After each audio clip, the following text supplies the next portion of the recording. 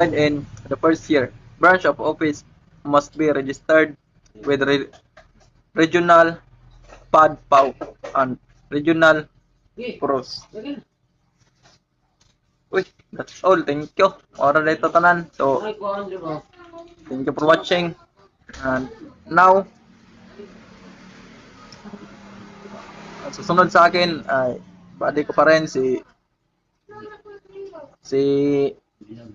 Vince Lawrence Rento. Now, your turn, buddy. Ikaw naman. That's all, ma'am. So let's proceed to Code of Conduct.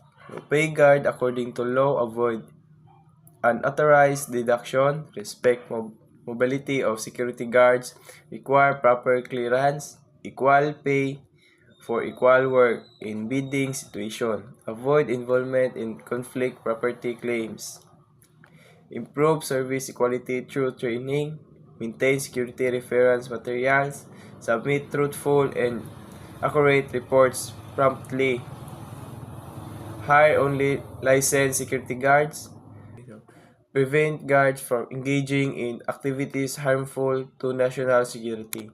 So let's proceed to security guard creed.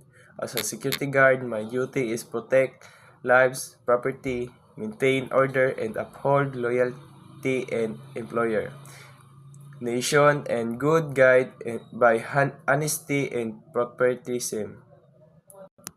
Let's proceed to 11 General Order for Security Guard.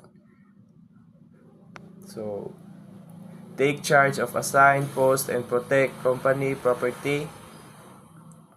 Remain alert and vigilant. Report violations and regulations. Relay calls from distance post. Leave post only when properly relieved. Obey orders from superiors and relay to relieving guard. Speak only in the line of duty. Sound alarm in case of fire or disorder. Call superior from instructions when inshore. Salute officials and ranking officers. Be especially watchful at night. Challenge all person and allow none without authority. Let's proceed to Code of Ethics for Security Guard.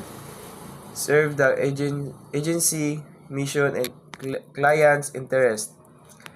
Be honest and personal and official duties.